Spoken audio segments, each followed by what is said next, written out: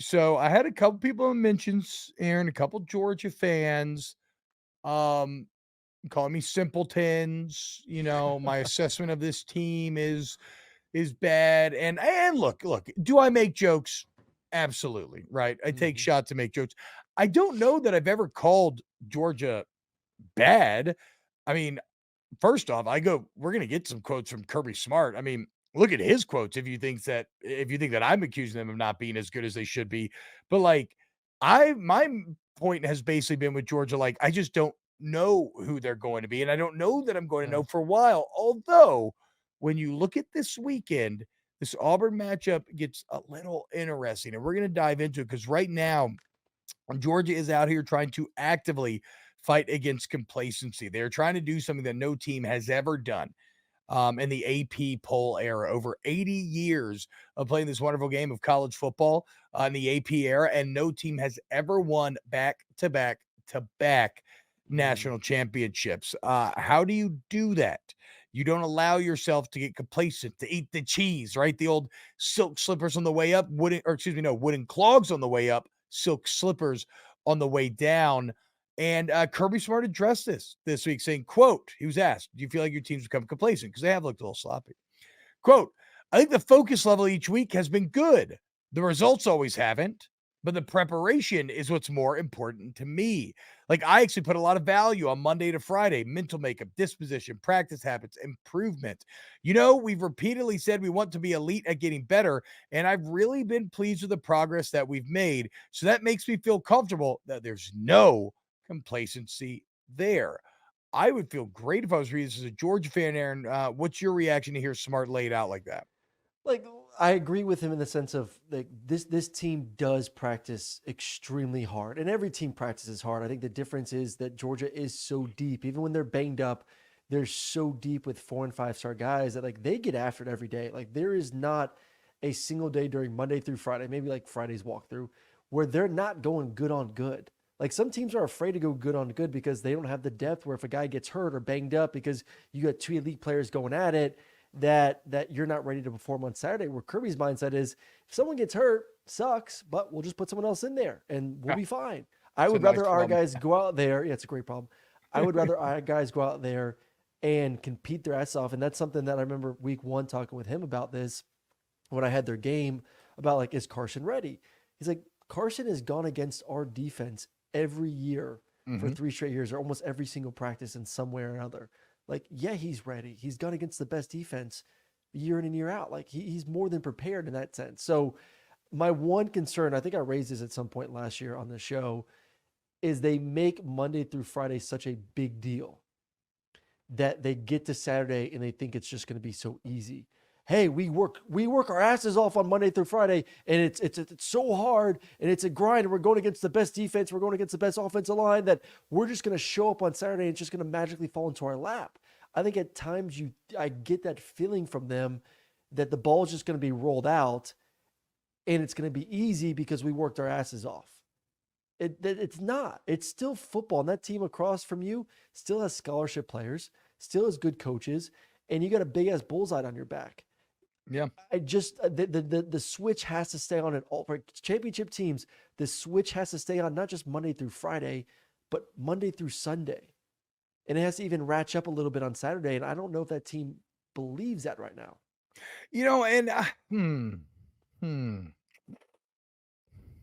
So I think Kirby Smart is actually one of the more honest coaches when it comes to how he is feeling about his team, right? And I think that's Yes. partially something that you get when you have the comfortability of, okay, I'm completely safe. I've won back-to-back national champions. I don't have to worry about headlines or anything. Like I am completely comfortable and safe, and I can, be honest about what I'm feeling. So again, if I'm a Georgia fan, just hearing that they're not complacent, again, that doesn't mean they're going to win the game on Saturday, but there's no way that I hear that and it doesn't make me feel great because like what was the whole thing we talked about this offseason, right? Kirby Smart trying to implement this mindset that he got from the New Zealand All Blacks, the better never rests mindset. It's fantastic.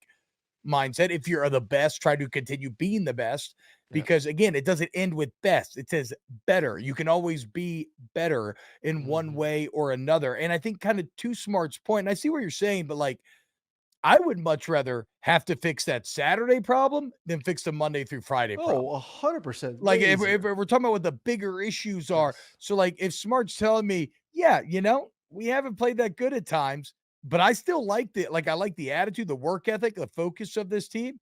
We just maybe gotta get it cleaned up on game day," like, I'm willing to believe that that's a team that is gonna potentially be capable of doing that, and it's like everything else that we talk with this Georgia team right now.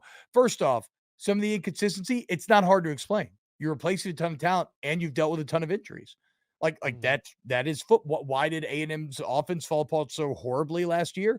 A bunch of new faces and a ton of injuries. Like it Yep. can get anybody, no matter how much talent you have, no matter how good the team is. So it makes sense in that context. And then, like everything else with Georgia, they are judged against a backdrop of trying to be perfect for the Yeah. third year in a row.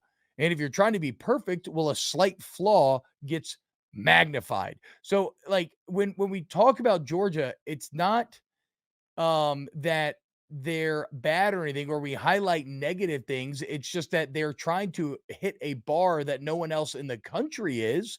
And so, yeah, so these things just take on greater importance than they would for an LSU, an Alabama this year, or for any Mhm. other school in the entire country, quite frankly. And that's why this weekend with Carson Beck is so fascinating because he is under that microscope. Yep. Everything is going to be picked apart to the nth degree. And he's like, I don't think UGA is at risk of losing this game or anything, but going into Jordan Hare with an Auburn defense that's been pretty salty this year, Aaron, like that represents probably the best, not probably, represents It the is. best test yet for who Carson Beck's going to be this year. Well, I think it's going to be a true judgment of is this team good enough to win a championship? I think these are all these games are those indications of yeah, you said it like should Georgia win and is Georgia going to win? Yeah, probably. Like Auburn has a bunch of issues on offense. They're probably going to continue trying to roll out two quarterbacks to figure out that they're not great at the receiving position. I do think they're good on the defensive side of the football. They're at home. That's an advantage. But people want to see is this team good enough to beat Auburn? Yeah. Is this team good enough to win a national championship? I don't know because they haven't Mm, looked like a national championship team for the first 4 weeks of the season. Same thing with Michigan. And that's why yesterday on our show, we moved Michigan and Georgia back down to what, 5 and 6 in the rankings? yeah. Because it has to do a little bit with who they've played, but it also has to do a lot to me, I think more importantly, how they've looked in those games. If you're playing lesser competition, it's the beginning of the season. We'll give you shit. I get it. But beat them by 50 points. Beat them by 50 points. Beat the living dog crap out of them. And Michigan and Georgia have not done that against lesser competition. So this is truly a legit test for Carson. First road test. And I've played 3 games in that stadium. I know you don't think it's very difficult.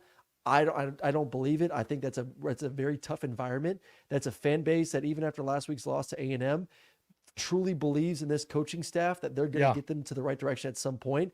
They're going to show up. They're going to be there early. They're going to be loud. They're going to be energized. And I want to see if Carson's has it. Because why has Georgia won back-to-back national championships?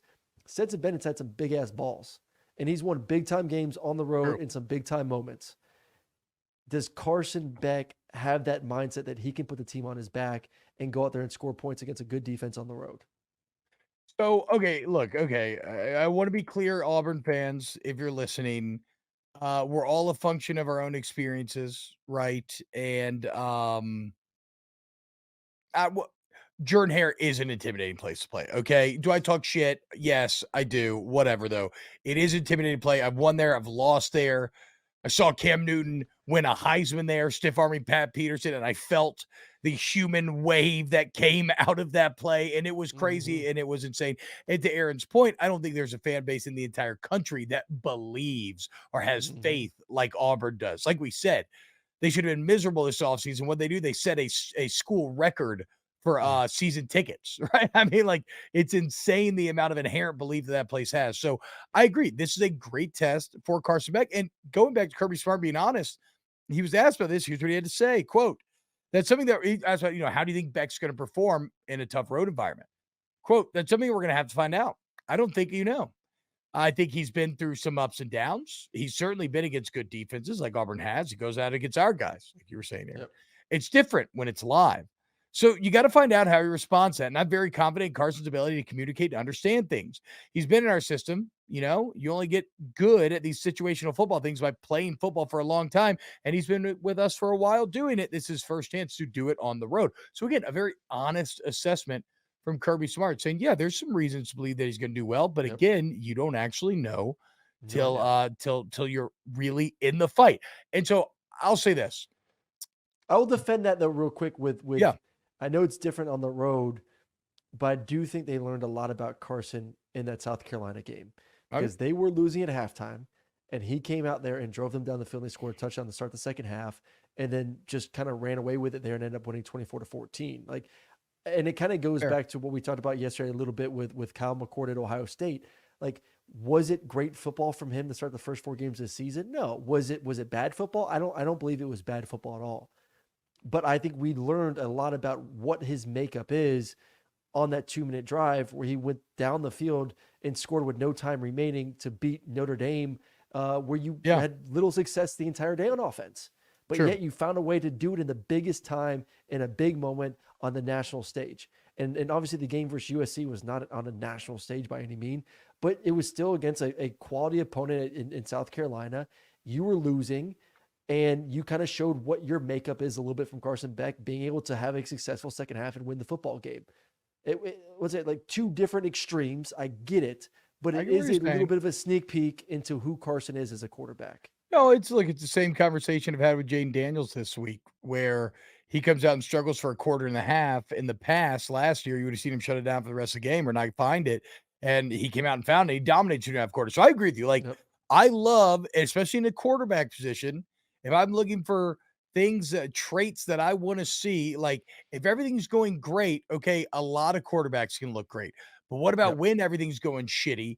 Do you have the ability to pull out of that death spiral and just find a way to make the plays regardless of opponent? And to your point, Beck did that. Okay. So let's see what he Yep. does now on the road. I'll say what I love most about this is the first time this year I'm actually going to like I'm so excited to watch a Georgia football game. Like it is Hey. going to occupy one of the squares and maybe even the big one, not in a cursory way, but in a way that actually matters. And that's exciting.